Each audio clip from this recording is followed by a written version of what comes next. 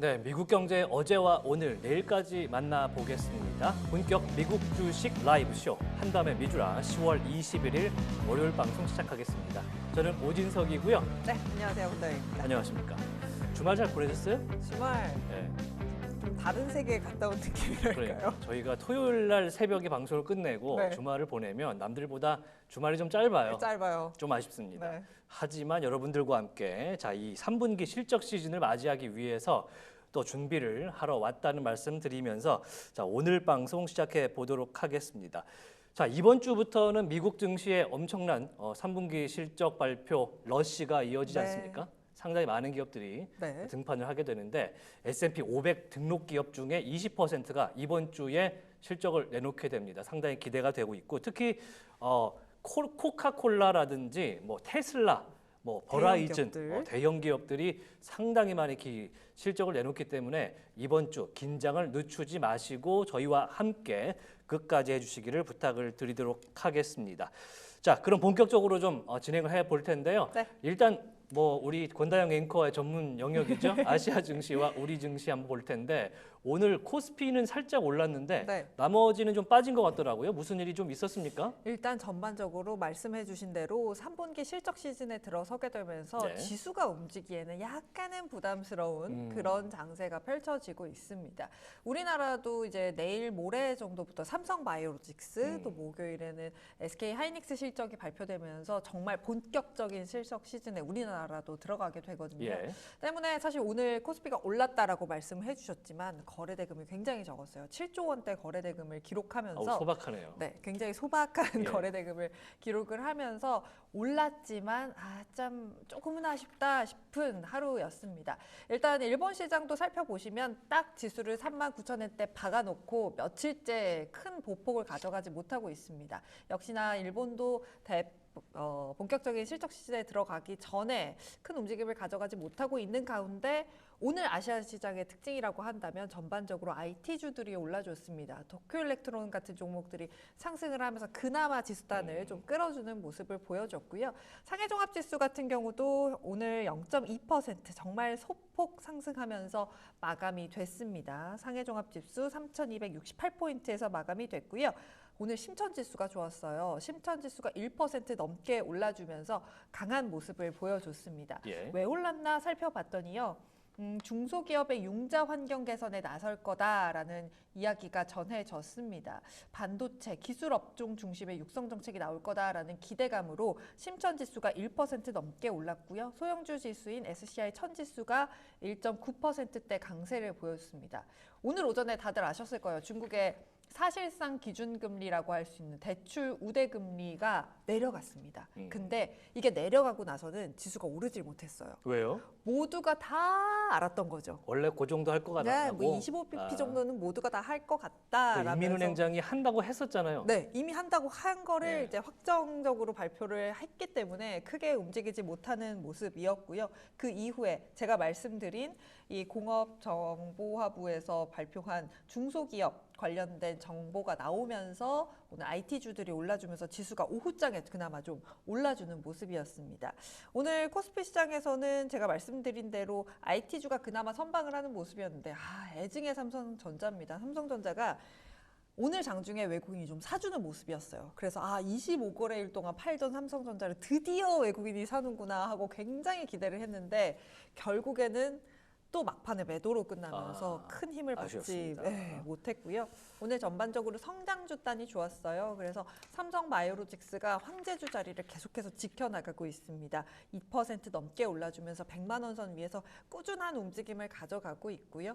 전반적으로 이제 하반기, 하반기를 봤자 사실 얼마 몇 개월 안 남았습니다만 우리나라 시장에서는 바이오주에 대한 기대감이 가장 강합니다. 때문에 이 코스닥 시장에서 알테오젠 시가총액 1위 종목이죠. 오늘도 또 52조 신고가를 써내면서 바이오주의 수급이 강하게 열겨지는 모습이었고요. 리가캠바이오도 5% 넘게 올랐어요. ADC와 관련해서 굉장히 큰 기대감을 가져가고 있는 종목 중에 하나죠. 역시나 신고가 보여줬습니다. 클래시스도 살짝 상승폭이 아쉽기는 합니다만 그래도 신고가 기록하면서 강한 상승 이어가고 있고요. 휴젤 같은 경우도 계속해서 보톡스 수출 잘 될 거라고 하죠. 또 이 미국 소송 관련된 이야기가 좀 풀리면서 상승을 이어가고 있는 상황입니다. 전반적으로 그래도 나쁘지 않은 그런 분위기로 마무리가 됐어요. 일단은 IT가 조금 뭐 미진하지만 네. 그래도 바이오가 좀 끌어주면서 네. 소폭 상승한 모습으로 끝났다. 재밌는 거는 미국장 보면요. 최근에 바이오는 우리 장에서는 좋았다고 하는데 한 시계열을 조금 땡겨서 그래서. 길게 보면 그렇게까지 좋지는 않았어요. 계속해서 테크주의 돈들이 이제 쏠리고 매수세가 있죠. 몰리면서 순환매가 이제 아직은 헬스케어 간다 해도 일라이 릴리라든지 뭐 존슨앤존슨 존슨. 정도 요 정도만 가고 나머지는 좀 빨간불이 많이 띄었던 지난 한 달여간의 타임라인이었는데 네. 이제 월요일이지 않습니까? 네. 그러니까 지난 한 주 거 그리고 한 달치를 한번 돌아보는 시간을 가져야 될 것 같은데요.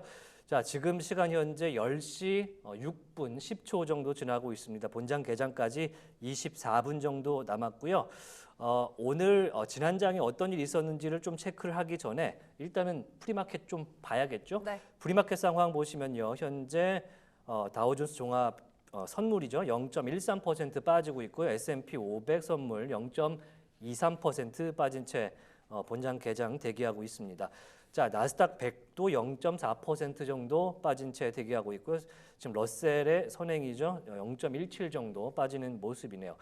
지난 금요일에는 3대 지수 모두 상승으로 마감이 됐었는데 오늘은 전체적으로 이 3분기 실적 발표가 워낙에 큰 기업들이 이번 주에 몰려 있다 보니까 상당히 긴장하는 모습이다. 조금 전에 제가 블룸버그 TV를 좀 보다 왔는데 네. 거기 앵커와 애널리스트의 표현은 네. quiet, 아하. 조금씩 점점 조용해지고 있다. 시장이 얌전해지고 있다라는 표현을 블룸버그에서 해주더라고요. 네. 그래서 그런지 지금 유럽장도 전체적으로 0.3에서 0.6%까지 지금 빠지는 모습으로 지금 진행이 되고 있습니다. 네, 전반적으로 빠지네요. 예. 자, 그러면은 지난 장에 어떤 일이 있었는지 한 마감 상황 한번 같이 보시죠. 자, 지금 보시면은요, 뭐 마감도 마감인데 일단 경제지표 발표 일정이 먼저 맞습니다. 나왔으니까 확인을 좀 일정부터 해보죠. 마감은 뭐 3대 지수 상승한 걸로 지난 금요일 날 네. 장 마감은 다들 아실 테니까 이번 주에는 일단은 아까 말씀해주신 대로 인민은행의 대출 우대금리 LPR이라 그러죠. 네. 0.25%포인트 인하하는 걸로 이제 이야기가 나왔고요. 오늘 저녁에 조금 전부터 댈러스 연은의 로리 로건 총재가 자, 연설을 시작했습니다. 자, 참고로 이번 주말 이후부터는 FOMC 회의를 앞두고 벌써 FOMC 그러니까요. 시간 이제 왜 이렇게 블랙아웃 기간에 들어가기 때문에 이번 주에 엄청나게 많은 이 연준의 인사들, 연은의 인사들이 이제 뭔가 발언을 하기 위한 그런 액션에 취하게 되는데요. 상당히 많은 유의미한 의견들이 나올 걸로 생각이 되기 때문에 이 블랙아웃 기간에 들어가기 전에 하나씩 체크를 좀 해보는 것이 좋겠습니다. 자, 로리 로건 그리고 닐 카시카리 오늘 이야기를 하게 되고요. 경기 선행지수 23시에 발표가 됩니다. 자, 화요일인 내일이 사실은 이번 주에 제대로 된 본장 그쵸. 개장이다라고 네. 볼 수가 있는 것이 이번 주 월요일은 그러니까 오늘은 실적 발표도 그렇게 큰 기업이 없습니다. 그렇기 때문에 오늘 전체적으로 내일부터라고 봐도 되는데 내일은 일단은 메리 데일리 총재 투표권이 있으신 분이 발언에 나서고요. 자, 크리스틴 라가르드 ECB 총재 연설도 있습니다. 네. 오늘 보니까 자, ECB가 그러니까 유럽 중앙은행이 12월 달에 금리를 또 내릴지 말지에 대해서 상당히 열려 있다는 주요 인사의 발언이 나오기도 했는데 네. 과연 내일 라가르드 총재는 어떤 이야기를 내놓을지 확인을 좀 함께 해 보시고요. 패트릭 하커 투표권은 없습니다만 네. 상당히 많은 발언을 내놓고 계시죠. 23시에 진행됩니다. 또 리치몬드 연은의 제조업 지수 이야기 나오는데요. 지난주에는 뉴욕과 필라델피아가 나왔는데 과연 리치몬드 지역은 어떻게 나왔을지 확인해 보시고요. 내일 주목해야 될 것은요. 내일장이 끝난 직후에 나오는 API 주간 원유 재고입니다. 자, 원유 재고가 얼마나 남아 있는지도 상당히 시장의 관심거리고 참고로 현재 지금 서부 텍사스산 원유가 상당히 많이 오른 상태입니다. 지난주 금요일장부터 주말 사이에 $70를 깨고 내려갔었는데 지금 약 2% 정도 조금 회복한 모습입니다. 네. 지금 가격은 그래도 $70 밑으로 살짝 네, 다시 그러네요. 내려갔군요. 네, 지금 1.8%가량 오르면서 예. 69.94달러 지금 WTI 지나고는 있는데 저희가 아까 들어오기 전만 해도 $70 다시 됐어 다시 됐네. 예. 이러면서 왔었거든요. 그래서 말씀해주신 대로 원유 재고가 얼마나 남아 있느냐 이것도 유가에 영향을 미칠 수 있는 부분이기 때문에 잘 경제지표 체크를 해봐야 할 것 같습니다. 네, 지난주에 원유 재고 미국 것도 나왔고요. 미국은 일단은 증산을 하고 있는 상황이지만 네. 오펙의 지금 계획과 그 다음에 수요에 대한 예측들이 전체적으로 수요 부진을 이야기하던 와중이었기 때문에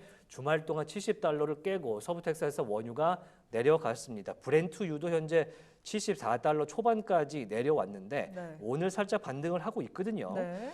자, 오늘 나온 내용 중에 이제 아람코라고 하죠. 사우디아라비아와 미국이 합작으로 만든 이제 석유 관련 그런 회사인데 여기에 회장이 오늘 싱가포르에서 열린 에너지 컨퍼런스에 참석해서 중국의 수요가 여전히 강세다 이런 발언을 내놓으면서 중국에서 많이 사간다 그러면 당연히 석유가 오를 수밖에 없는 상황이기 네. 때문에 오늘 2%가량 오늘 나온 발언 속에서 오르는 모습 보실 수가 있습니다. 자, 경제지표 발표 일정 한 번 더 조금만 더 하나만 더 보고 네. 전문가 이야기를 들어볼 텐데요. 수요일 날과 목요일 날이 사실은 하이라이트긴 합니다. 미셸 보우먼 이사 지난 FOMC 회의에서 0.5% 인하하는 데 있어서 기준금리 그 인하폭이 너무 크다라고 일단은 12명 중에 유일하게 반대를 했던 인물이 네. 미셸 보우먼 이사였는데 이분이 투표권이 또 있죠. 매파시고 수요일 날 일단 발언을 이어가기 때문에 집중해서 들어봐야 될 것 같습니다. 원유 재고 또 나오고요. 그리고 베이지북이 나오게 되는데 연준의 공식적인 경기 평가 보고서 이 보고서 책 커버가 베이지색이라서 베이지북이라고 부르죠. 네. 베이지북 새벽 3시에 나오게 되고요. 목요일 날 실업수당 청구 건수가 역시 또 나옵니다. 지난주에는 신규 실업수당 청구 건수가 시장 예상치에 부합을 했었는데 과연 이번 주에 부합을 할지 그러니까 FOMC 들어가기 전에 한번 체크하고 들어가야 될 고용지표가 될 것 같고요. 그 다음에 22시 45분 저희가 방송하고 이제 일부가 끝나갈 때쯤에 S&P 글로벌에서 제조업과 서비스업 합성 PMI가 나옵니다. 네. 구매관리자 지수가 나오기 때문에 상당히 중요한 지표 목요일에 두 가지가 나온다 이렇게 말씀드리고요. 금요일에는 사실 뭐 내구재 주문 나오고요. GDP 나오게 되는데 확정치가 나와요. 과연 미국의 3분기 성장률은 어떻게 될지 애틀랜타 연은에서는 어떻게 집계했는지 저희와 함께 계속해서 보시면 좋을 것 같고 다시 한번 말씀드리지만 FOMC 회의 11월 6일부터 7일까지거든요. 요거 앞두고 마지막 블랙아웃 기간 일주일 네. 들어갑니다. 이 연준 인사들이 말을 못해요. 네. 이제 입을 놀리지 못하기 때문에 상당히 조용해지는데 이제 그 전주인 이번 주 계속해서 말을 하겠죠.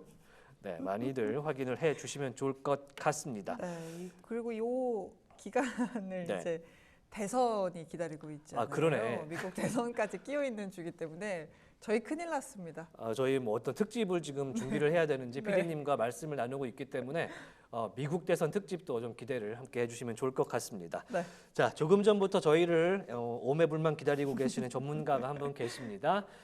자, US 스탁의 김준형 연구원과 함께 지난주와 이번 주 전망 한번 들어보겠습니다. 안녕하십니까? 네, 안녕하십니까. 네, 안녕하십니까. 지난 주말을 보면은 뭐 개개일 하루하루만 보면은 등락률이 있었는데 뭐 워낙에 실적에 의한 왔다 갔다가 심했잖아요. 근데 쭉 보니까 S&P 그 지수가 6주 연속 상승을 했더라고요. 굉장히 지금 계속해서 올라가는 모습인데요. 어떻게 보고 계십니까? 네, 일단 S&P 500이 사실 6주 연속 상승했다는 거는 이제 올해는 처음이고 작년 12월이 마지막이었는데 계속해서 이제 좀 수심이 좋아지고 있는 모습을 보이고 있습니다. 다만 그럼 이렇게 좀 수심이 너무 좋고 계속 잘 올라가다 보니까 오히려 반대로 이제는 좀 조심해야 될 때 아니냐라는 의견도 계속해서 나오고 있는 상황입니다. 네, 조심해야 된다. 그래서 오늘 뭐 골드만삭스에서도 내년도 앞으로 향후 뭐 좀 S&P의 상승률이 제한적일 것이다 이런 보고서도 나온 걸 봤었는데 일단 준비하신 장표를 보면서 한번 이야기를 좀 나누시죠. 자, 일단 준비하신 거 보면 제 눈에는 솔직히 말해서 S&P 500은 안 들어오고요. 비트코인이 압도적인 상승률을 보이고 있는 주간 상승률을 보여주는데 비트코인 혹시 뭐 갖고 계십니까? 저는 비트코인은 현재는 이제 들고 있지 않습니다. 네. 그럼 네. 이제 미국 주식으로 얘기를 하는 걸로 하겠습니다. 네, 거의 이제 대부분이 거의 전부가 이제 미국 주식에 있다 보니까 그런데 일단은 비트코인 같은 경우는 역시 이제 결국에 도널드 트럼프 트레이드로 불리면서 굉장히 비트코인뿐만 아니라 비트코인과 관련된 이런 뭐 마라 홀딩스 같은 이런 다양한 주식들 마이크로 스트래티지 같은 경우도 굉장히 많이 오르는 모습을 보였고요. 또 2주 전까지만 해도 원유지수와 빅스지수가 가장 많이 올라 있는 부분이었는데 반대로 지난주에는 오히려 가장 많이 좀 하락했다는 점도 좀 특이한 모습이었습니다. 그리고 이제 다행히 3대 지수 모두 상승 마감을 하면서 전반적으로 시장은 이제 좋은 모습으로 마감할 수 있었는데요. 구체적으로 이제 맵을 살펴보면은 이제 원유 가격의 하락에서 볼 수 있듯 에너지 기업들의 주가가 전반적으로 크게 하락한 모습을 보였고 또 ASMR 발로 이제 해서 이런 반도체 장비 기업들에서도 좀 안 좋은 모습을 보였습니다. 그리고 이제 지난주에 가장 많이 올랐던 기업은 이제 유나이티드 에어라인으로 좋은 실적과 함께 20% 상승했고 그 다음으로 역시 그동안 좀 실적 때문에 주가가 안 좋았지만 월그린 부츠가 좋은 실적 발표와 함께 17% 상승, 그 다음 블랙스톤 역시도 13% 상승하면서 모두 좋은 주가와 함께 주가가 크게 올랐고 반대로 가장 많이 하락했던 기업은 이 세 기업 모두 이제 헬스케어 섹터에서 이제 이런 보험사였는데요. 센틴, 엘레반스에스, 몰리나 이 세 기업이 모두 각각 14%와 12% 하락하는 모습을 보이며 지난 한 주간 좀 크게 하락했던 이제 특징주였습니다. 또 지금 이제 생명보험 중에서 이제 시그나가 휴메나를 좀 인수할 수 있다는 소식에 따라 지금 시그나는 주가가 좀 하락하고 있고 휴메나는 주가가 상승하고 있는 모습입니다. 다음으로 이제 구체적인 좀 수치를 살펴보면 S&P 500보다 많이 상승했던 섹터는 6개였고 좀 덜 상승했던 섹터는 5개였는데 좀 S&P 500보다 실적이 좋지 않았던 모습은 이제 5개였는데 이제 가장 많이 상승했던 섹터는 유틸리티와 부동산, 가장 많이 하락했던 섹터는 헬스케어와 에너지 섹터였습니다. 그럼 이 네 섹터의 각각 특징주들을 조금 살펴보겠습니다. 먼저 이제 유틸리티 섹터의 특징주 같은 경우는 도미니언 에너지로 주간 6.58% 상승했고 이번 상승 원인으로는 이제 역시 아마존과의 원전 파트너십 체결이었습니다. 이 파트너십 체결 이후로 이제 SMR을 포함해서 다양한 원전 기업들이 또다시 상승하는 모습을 보였고요. 부동산 섹터에서는 이제 보스턴 프로퍼티 이제 대표적으로 오피스와 관련돼서 위치를 하고 있는 기업인데 역시 주간으로 8% 이상 상승하면서 이번 상승에는 역시 소프트 랜딩과 함께 또 이제 금리 인하까지 좀 기대를 해보는 그런 모습으로 주가가 조금 전반적으로 상승하는 모습을 보였습니다. 반대로 이제 가장 많이 하락했던 에너지 섹터 같은 경우 이제 헬리버튼을 포함해서 대부분의 원유 기업이 하락을 했는데 역시 지난주 같은 경우는 이제 좀 원유 수요에 대한 그런 중국에서 원유 수요에 대한 문제, 그 외에도 이제 중동과 관련해서 이스라엘이 뭐 이란의 원유 시설은 침공하지 않겠다라는 뭐 이런 발언과 함께 유가가 좀 하락하다 보니 에너지 섹터는 크게 하락하는 모습을 보였고요. 헬스케어는 지난주 이제 ISR 인스티튜트 서지컬을 포함해서 의료 장비주들이 좀 많이 올랐음에도 불구하고 워낙 이런 보험사들의 주가가 크게 하락하다 보니까 헬스케어에서도 특히 센틴은 마이너스 4.38%로 가장 많이 하락한 모습을 보였습니다. 현재 이제 메디케이드와 관련해서 역시 조금 향후에도 위험이 있을 수 있는 모습이고요. 그 다음으로 이번 주에 있을 실적 발표 기업을 살펴보겠습니다.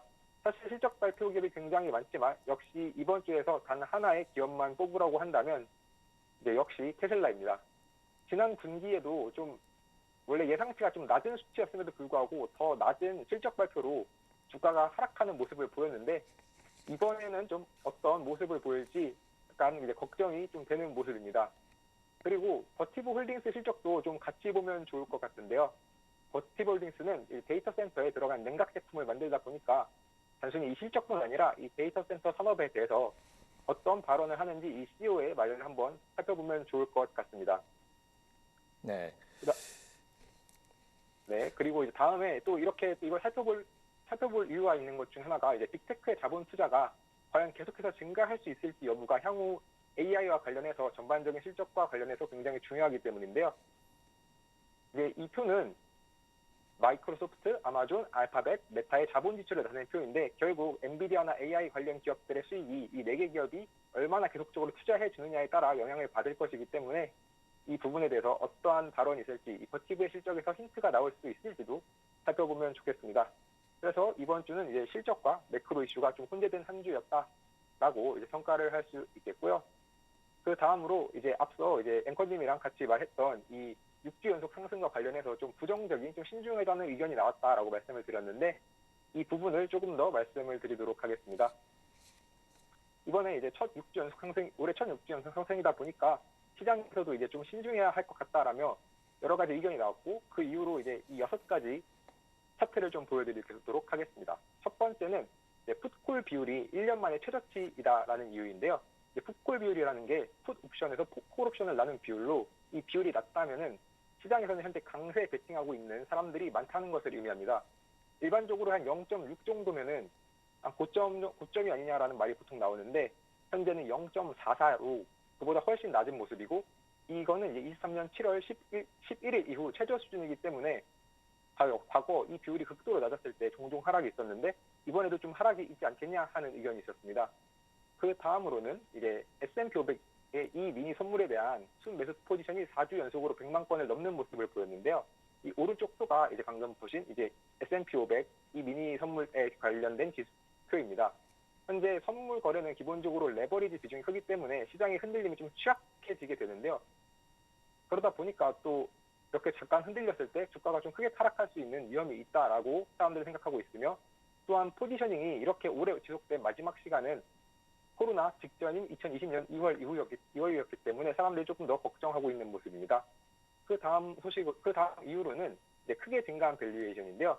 왼쪽 표가 이제 포워드 PER이고 오른쪽 표가 포워드 PSR, 이제 매출 대비의 모습인데, 매출 대비 밸류에이션의 모습인데, 포워드 PER 같은 경우는 이제 코로나 2021년 7월 이후 최고 수준을 도달했고, 포워드 PSR 같은 경우는 이미 코로나 시기의 수준을 넘어서 닷컴 버블 이후 최고 수준이기 때문에 이 부분에 대해서도 시장은 좀 우려를 표하고 있습니다.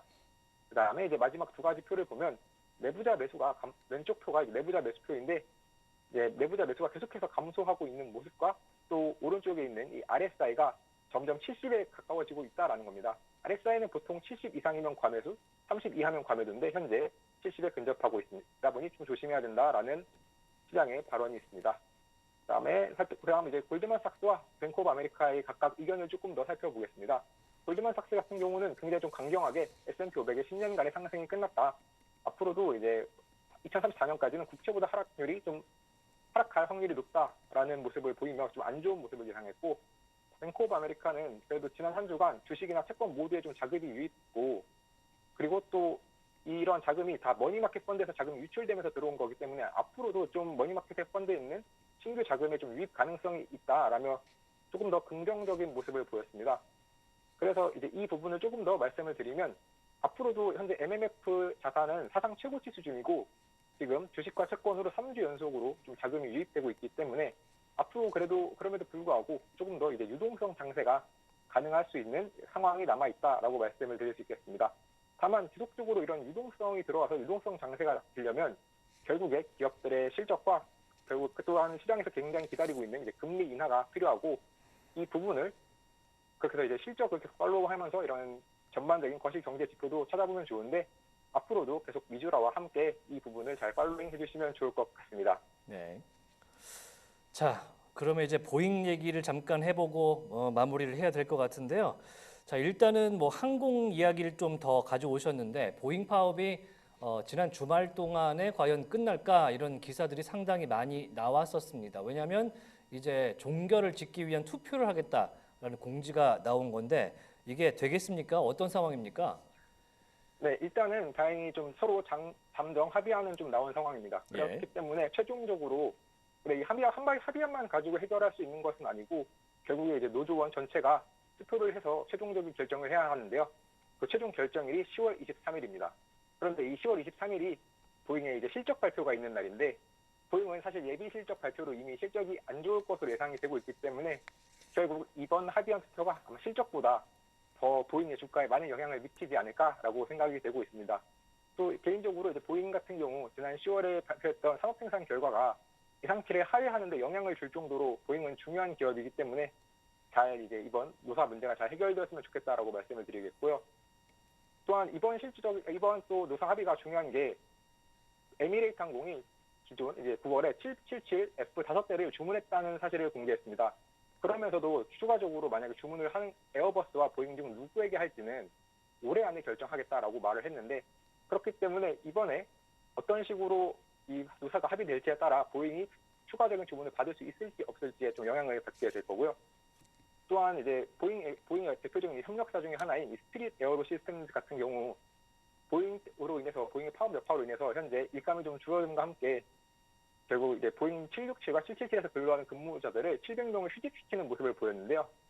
11월 만약에 25일 이후에도 파업이 지속된다면 자신은 이제 해고를 포함해서 더 강경한 결정이 필요하다라고 했기 때문에 다시 한번 이 보잉의 파업 잘 해결되었으면 좋겠다라고 말씀을 드리며 또한 스피릿 에어로 시스템즈는 원래 챕터 11 파산을 할 뻔했다가 다행히 채권단과 잘 합의가 돼서 현재는 이제 그냥 근로자 휴직만 시킨 상태인데 그러다 보니 현재 이제 시간 외에서 주가가 한 1.5% 정도 좀 상승하고 있는 모습입니다.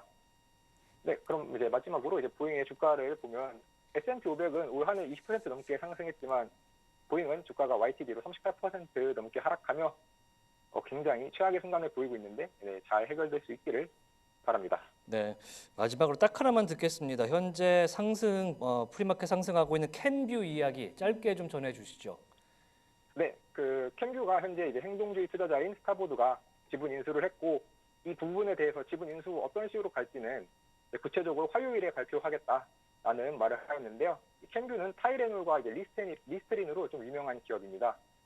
근데 이제 좀 우리가 궁금한 것들 중에 하나가 그러면 만약 행동주의 투자자가 실제로 이 기업에 투자하게 됐을 때 과연 정말로 주가가 좋아질까라는 것에 대한 이제 의문이 있을 수 있는데 이 왼쪽 표를 보면은 단기적으로 한 4주, 이 왼쪽 표에 있는 이 숫자가 준데요. 4주 정도는 주가가 굉장히 그런 동일한 섹터 비에 높은 모습을 보입니다. 하지만 중기적으로 봤을 때는 굉장히 특이하게 이제 최대 2년 정도의 중기로 봤을 때 대부분의 기업은 미디언 값이 마이너스이기 때문에 대부분의 기업은 대체로 안 좋다라고도 볼 수 있지만 반대로 만약에 좋은 기업에 행동주의 투자가 들어가는데 자신이 투자한 게 좋은 기업이라면 좀 크게 좋아진다라는 이런 결과가 있습니다. 네. 스타보드 밸류 같은 경우는 최근에도 이제 행동주의 펀드 중에 들어가서 뭔가 그 주가 상승을 일으켰던 적이 몇 차례 있었는데 과연 캔뷰도 어떤 쪽으로 좀 결말이 날지 확인을 계속 부탁드리겠습니다. 자, 김준영 연구원과 함께 오늘 이야기 들어봤습니다. 오늘 말씀 대단히 고맙습니다. 네, 감사합니다. 자, 캔뷰 이야기, 보잉 네. 이야기까지 들어봤는데 이제 월요일장이다 보니까 그렇게까지 막 무빙이 많은 초반 장세, 네. 이제 프리마켓은 아닌 것 같아요. 네, 맞습니다. 하지만 그래도 여러 가지 뭐 봐야 할 그럴 기업들이 상당히 많은 상태이기 때문에 네. 오늘 저희가 하나씩 체크를 좀 해보도록 하겠습니다. 자, 현재 가장 많이 움직이는 주식 중에 하나가 오늘은 넷플릭스 좋은 네. 쪽으로 오늘도 좀 많이 올라가고 있고요.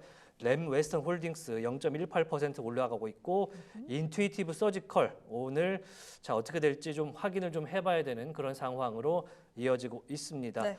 자 오늘 지금 상황에서도 프리마켓 상황에서 번지가 또 이제 좀 움직임이 좀 있는 편이라서 네. 어떤 상황이 있는지 체크를 좀 해야 될 것 같고요. 네. 번지 같은 경우는 현재 0.5% 올라주고 있는데 오늘 레이먼드 제임스에서 이 국제 곡물 가격의 하락으로 인한 프레셔를 좀 이야기하면서 좋지 않은 전망을 내놨었는데 현재 프리마켓에는 0.5%, 0.05% 올라가는 네. 모습 보여주고 있습니다. 네, 전반적으로 또 유가가 올라주면서 이제 에너지 관련된 쪽에 그나마 좀 초록색을 띠고 네. 있는 것이 포착이 되고 있습니다. 예. 보니까요, 에너지주들이 약간은 0.56%뭐 요 정도 올라주면서 엑소모빌이 0.5%, 쉐브론도 0.6%대 강세 보이고 있고요.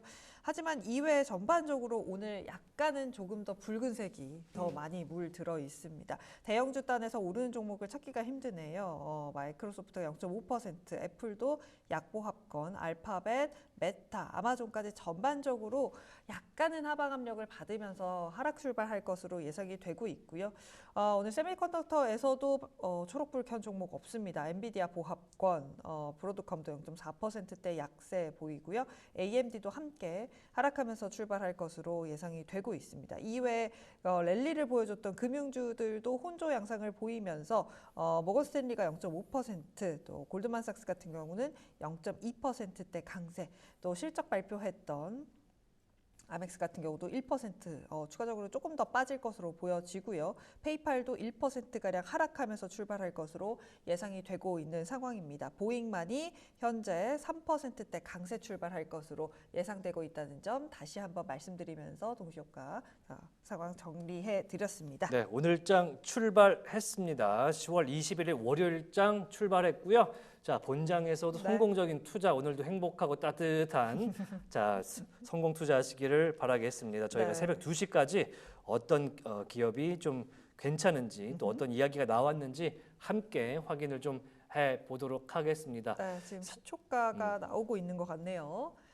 지수 간단하게 살펴보시면요. 전반적으로 약간은 조정받으면서 약보합으로 3대 지수 모두 출발을 하고 있습니다. 다우가 0.09%, S&P 500이 0.1%, 나스닥 같은 경우도 0.1%가량 하락하면서 출발하고요. 러셀 2000도 마찬가지입니다. 약간은 빠지면서 전반적으로 빠지면서 출발을 하고 있습니다. 빅스 지수의 상승이 조금 눈에 띄네요. 5%대 상승하고 있다는 점 말씀드릴 수 있겠고요. 유가도 오른다라고 이야기를 드렸는데 2%가량 상승폭을 다시금 키웁니다.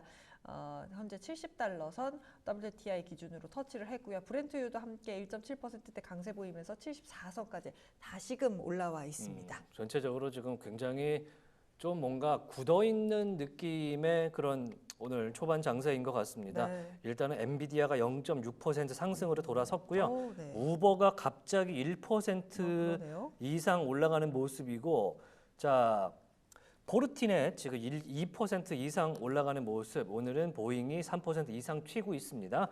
장초반 분위기가 테슬라가 1.7% 이상 빠지고 있는 상황이기 때문에 네. 와, 이거 굉장히 혼조적인 모습, 이거 어지럽습니다. 네, 이거 뭐 어떻게 정리를 해야 되나 싶게끔 예상 밖의 흐름들이 조금씩 나타나고 있는 것 같습니다. 섹터 바이 섹터로 보기가 참 어려운 네, 지금 형태로 나타나는 그러네요. 오늘 초반 장세기 때문에 네, 일단은 초록색으로 물든 섹터가 통으로 있다면 그건 에너지밖에 없어요. 네, 에너지밖에 없습니다. 캔뷰가 6%, 방금 전에 살펴봤죠. 예. 6% 상승으로 출발하고 있습니다. 진짜 오늘은 에너지주 외에는 섹터 상승이 굉장히 눈에 들어오지 않는 상황이고요. 넷플릭스가 추가 상승 이어갑니다. 0.4%대 상승하는 반면 디즈니가 새로운 CEO 교체한다는 뉴스가 좀 나왔던 것 같아요. 보합권을 지나가고 있다는 점 말씀을 드릴 수 있을 것 같습니다.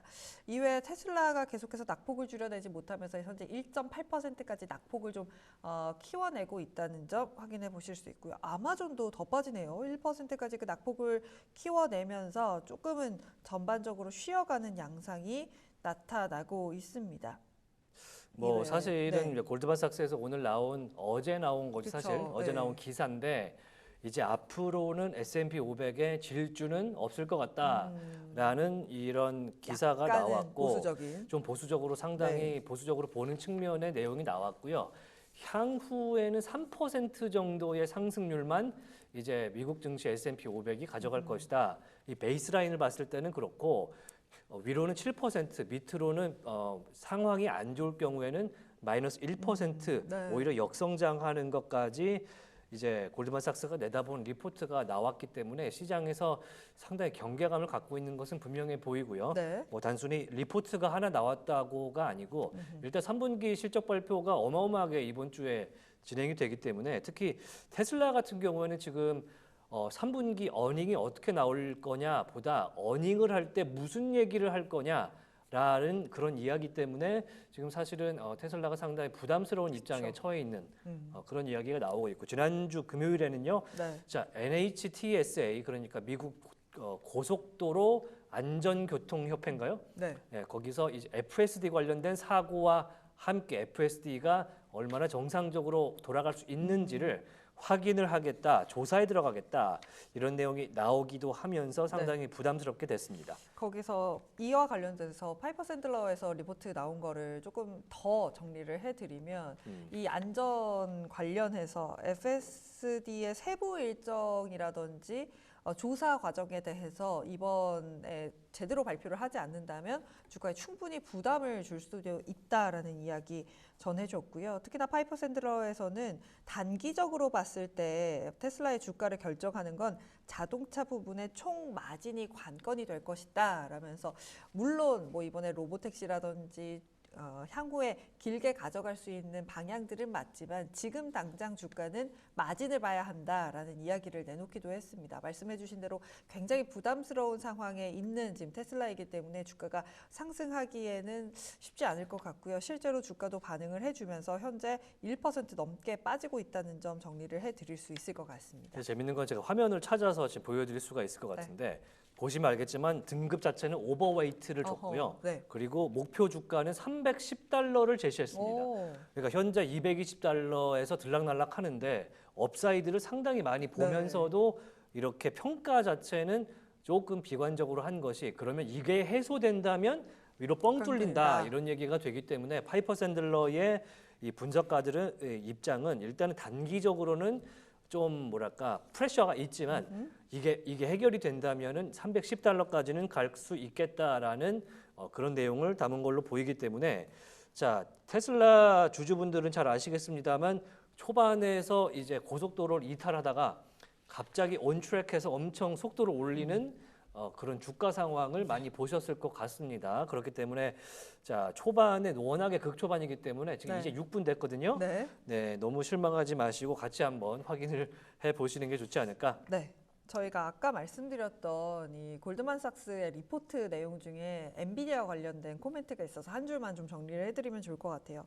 최근에 엔비디아를 중심으로 한 대형주, IT주들의 상승이 사실 시장을 이끌고 있는 상황인데, 앞으로 이걸 장기간 주도하는 강력한 주가 수익률을 엔비디아를 중심으로 거둘 수 있을지는 조금은 살펴봐야 한다라는 내용을 내놓기도 했습니다. 그러니까 엔비디아가 사실 말도 안 되게 많이 올랐잖아요. 이게 더 갈지 안 갈지에 대해서는 약간은 퀘스천 마크가 있다라고 정리를 할 수 있을 것 같습니다. 그런데도 엔비디아가 상승폭이 지금 좀 나오고 있습니다. 현재 엔비디아 1.8%까지 좀 빠르게 상승폭을 키우고 있다는 점을 말씀드릴 수 있을 것 같습니다. $140 다시금 좀 터치를 해내고 있는 상황이네요. 엔비디아가 그래도 이 3분기 실적 시즌에 이 M7 종목이라든지 IT주들에 대한 실적에 대한 기대를 계속해서 가져가는 걸까요? 이 실적 시즌에 들어와서도 계속해서 상승을 한다는 건 좀 의미가 있어 보이고요. 엔비디아가 끌어주기 때문에 이 세미컨덕터에 있는 종목들이 좀 상승 전환을 해줬으면 좋겠다라는 그런 기대와 마음들이 있는데, 브로드컴이 낙폭을 좀 줄여내고 있는 상황이고요.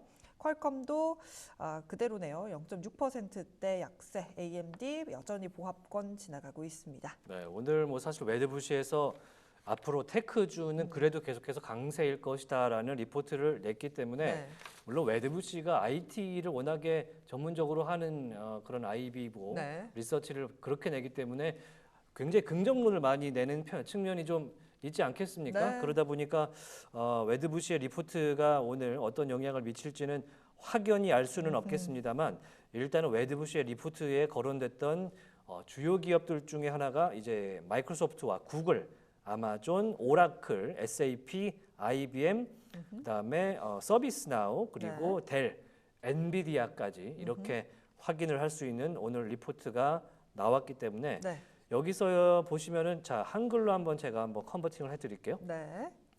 자 현재 진행 중인 AI 혁명이 자 연말까지 기술 주식을 더 높게 이끌 것이다 이렇게 이야기가 나왔습니다. 그래서 현재 주요 내러티브인 이 AI 혁명의 다음 단계가 이번 실적 시즌을 통해서 다음 단계가 시작될 것이다라고 이야기를 하고 있고요. 지금 보이시지만 특히 클라우드 측면에서는 마이크로소프트, 구글, 아마존 이렇게 3대장을 꼽았고요.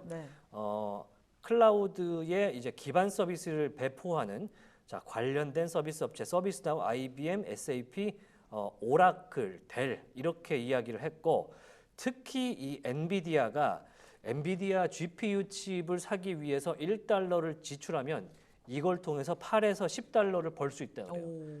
그러니까 얼마나 승수가 높냐 이렇게 이야기를 하면서 이 웨드부시의 리포트가 오늘 엔비디아에 대한 뭐 엔비디아를 직격으로 이제 확인해 주는 그런 리포트는 아니었지만 현재 얼마 전에 이제 TSMC CF도 그렇고 네. 이야기를 했잖아요. 이제 AI는 시작이다. 시작한다라고 했기 때문에 오늘 웨드부 시간 그 이야기를 한 번 더 강화해 주는 이야기를 해 주는 걸로 확인을 네. 해 주었습니다. 네, 지금 주가 쭉 보시면 보잉 우리 짚고 넘어가야 될 것 같아요. 보잉 봐야 돼요? 네, 보잉 봐야 돼요. 지금 보잉이 보잉 5%대 상승을 이어가고 있습니다. 23일의 투표인가요? 23일입니다. 23일이죠. 뭐죠? 파업을 마치는 동결 투표. 동결 투표가 23일에 예정이 되어 있는데 과연 어떻게 될지 좀 불확실성이 해소될 것이라고 주가는 해석을 하는 걸까요? 상승하는 모습이 나타나고 있습니다. 5%까지 상승폭을 계속해서 키워나가고 있는데 진짜 5주 넘게 파업을 했으니까 이제는 좀 끝내야 되지 않겠습니까? 뭐 10억 달러 이상의 손해가 났다고 네. 하니까 만약에 그게 끝난다고 하면 이 주주들 입장에서는 이제 만세를 부를 수 있는 그쵸. 그런 상황은 충분히 만들어져 있을 것 같은데 네. 이제 보잉에 대해서는 그런 얘기를 하더라고요. 그러면은 이제 실적 발표를 하면 우리가 안 좋은 건 이제 알겠어. 그렇죠. 그리고 파업도 끝나갈 가능성이 높고 끝난다고 치면 네. 그럼 이제 넥스트는 뭐냐? 아하. 어떻게 어떤 항공기 특히 737 맥스기를 얼만큼 인도를 할 거냐? 얼만큼 만들어내고 얼만큼 인도를 해서 내년에는 어떤 차세대기를 얼만큼 대기시킬 거냐? 그러니까 참고로 얼마 전에 발표한 것 중에 이제 10%의 글로벌 인원을 이제 감축한다라고 했고 거기서 777X라는 차세대 예전에 이제 747 엄청 이제 뚱뚱한 그 완전 전보. 전보 네. 여객기 있잖아요. 차세대기가 이제 777X가 나오는데 1년을 인도를 연기했지 않습니까? 네. 그랬을 때 이 인도 할 때 또 어떤 회사가 인도를 추가적으로 더 원하는지 그거를 상당히 필요로 하는 그런 상황이다. 라는 것도 보잉에 상당히 부담이면서 네. 뭔가 기대감을 오늘은 일단은 뭐 파업이 끝난다고 하니까 한 번은 올라야 되잖아요. 네, 그렇죠. 그런 타이밍이 아닐까 네, 그런 싶기도 합니다. 이런 와중에 지금 금융주단에 있는 종목들이 약세를 보여주고 있습니다. 보니까요, 지금 그동안 사실 우리가 사상 최고치 썼다라고 하는 모건 스탠리 있잖아요. 현재 1.7%까지 그때 악폭을 좀 키워내고 있습니다. 역시나 말씀해 주신 대로 워낙 많이 올랐던 종목들 중에 하나이기 때문에 조금은 쉬어가고는 있는데 사실 제가 이렇게 금융주 주가를 보여드리지만 솔직히 말씀드려서 그렇게 매매를 많이 하시는 그러니까요. 그런 섹터는 아닙니다. 뭔가 매력적인 느낌을 못 느끼나 봐요. 사람들이. 이게 왜 국내 주식에서는 그런 얘기 하거든요. 엉덩이가 너무 무거운 주식을 사고 싶지 않다. 그러니까 빅사이클이라고 하죠. 우리가 사이클이 좋은데 이게 길고 얇은 사이클인 종목들은 투자자들이 참 버텨내기가 쉽지 않은 것 같습니다. 금융주들도 사실 계속해서 이 금리가 내려가고 있는 상황이기 때문에 실적에 대한 기대감 계속해서 가져갈 수 있는 부분들이 있고 그렇기 때문에 그게 실적으로도 확인이 됐음에도 불구하고 이에 대해서 크게 트레이딩을 많이 안 하시는 게 아닌가라는 생각도 듭니다. 그래서 오늘 전반적으로 금융주가 조금은 조정세를 받고 있다는 점 정리해 드릴 수 있을 것 같습니다. 네, 지난주 장에서는 웰스파고가 모간 스탠리에 대해서 목표 주가는 상향했는데 비중은 축소하라 어허. 이런 리포트를 냈었군요. 지금 네. 보니까 그런 게 또 있었고 해서 네. 전체적으로는 말씀하신 대로 엉덩이가 무겁고 매크로 환경에 상당히 이 매출이나 수익이 왔다 갔다 하는 이런 주식에는 좀 많이 참여를 안 하시는 것 같은데 우리나라 금융주 보면 네. KB인가요? KB금융. 엄청나게 YTD로 보면은 많이 네. 올랐던데. 네, 말이 안 되는 상승세를 예. 보였죠. 우리나라에서도 일본에서처럼 이렇게 밸류어 프로그램을 넣는다라는 이야기가 연초에 전해지면서 아주 급격한 상승을 보여줬습니다.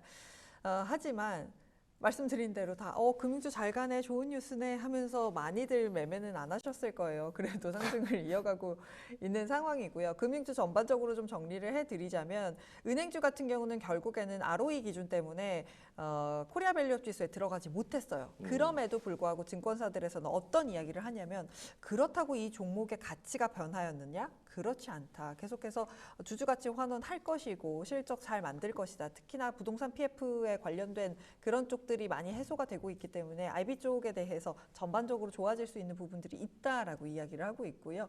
보험주 같은 경우는 새로운 회계 기준 때문에 약간은 조금은 보수적으로 봐야 한다라는 이야기를 했고, 증권주 같은 경우는 왜 이렇게 획기적인 밸류업이라든지 주주가치 환원이 안 나오지? 라고 생각하실 수 있을 것 같은데요. 이게 사업 구조상 그렇습니다. 돈을 많이 써야 돈을 많이 벌 수 있는 구조를 갖고 있기 때문에 시원하게 내가 이렇게 배당금을 주겠다라고 이야기할 수 없는 부분들이 있어서 그렇지만, 그래도 해외 주식, 우리 지금 미국 주식 방송하고 있잖아요. 해외 주식 거래 대금이 역대 최고치를 국내에서 기록을 하고 있다고 합니다. 하루에 평균에 1조 5천억 원이 넘는데요. 이게 사실은 우리나라 증시에는 좋지는 않은 것 같은 느낌이 드는데요. 그럼에도 불구하고 이제 증권주들한테는 해외 브로콜리지 부분의 수익이 늘어날 수 있다라는 걸 긍정적으로 볼 수 있다라는 내용도 있더라고요. 네.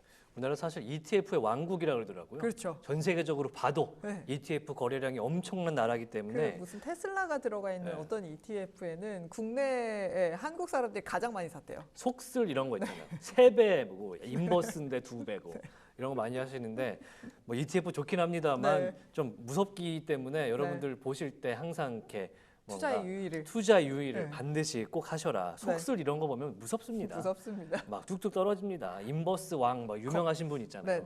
겁납니다. 그런 차트도 열어보는 것도 저는 무섭습니다. 네. 이런 와중에 지금 달러 인덱스가 103을 계속해서 넘어가고 있습니다. 지금 전반적으로 안전자산에 대한 선호 심리가 좀 커지고 있는 게 아닌가라는 생각이 들어요. 현재 보니까 미국 달러 지수, 달러 인덱스입니다. 103.452 지나고 있고요.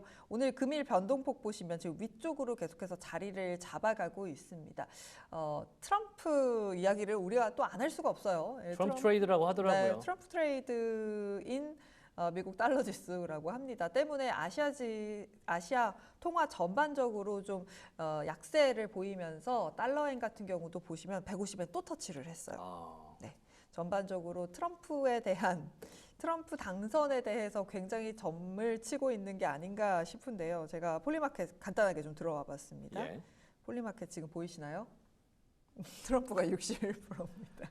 저 미소가 오늘은 확실히 트럼프가 미소가 좀 더 밝아 보이네요. 네, 이 경합주에서 대부분 이제 트럼프에서 선전을 이제 기대하는 아니면 점치는 뭐 그런 상황들이 계속해서 펼쳐지면서 우리나라 시장에서도 결국에는 트럼프가 되는 거 아니냐, 트럼프 트레이드 쪽을 좀 봐야 한다. 그래서 원화와 관련돼서도 이야기를 좀 하는 모습들이 나타났습니다. 네, 오늘 여러 가지 전반적으로 변동성이 좀 있고요. 트럼프 트레이드, 뭐 방산주 이번 주에 실적 발표도 나오거든요. 그쵸? 집중하셔야 됩니다. 끝까지 저희와 함께 하시기 바라겠습니다.